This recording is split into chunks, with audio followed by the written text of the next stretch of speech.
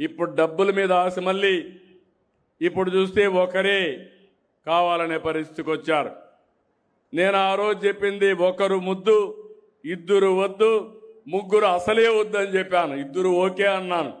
ఇప్పుడు అంటున్నా ఒకరు వద్దు, ఇద్దరు ఓకే, ముగ్గురు ముద్దని నేనే చెప్పే పరిస్థితికి వచ్చాను.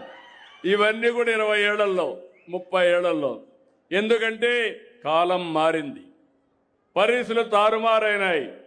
ఇప్పుడు మనం గుర్తుపెట్టుకోకపోతే రేపు రాబోయే రోజుల్లో మనం పనులు చేయాల్సింది మెషిన్ల కోసం పనిచేయాల, మనుషుల కోసం కాదు. చాలా దేశాలు ఈ అనుభవంలోకి వచ్చాయి.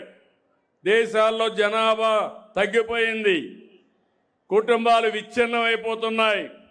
మనం కూడా గుర్తుపెట్టుకోవాలి, పెన్షన్ కోసం కుటుంబం విడిపోతా ఉంది, ఇండ్ల కోసం కుటుంబాలు విడిపోతున్నాయి, రేషన్ కోసం కుటుంబాలు విడదీసేస్తున్నారు.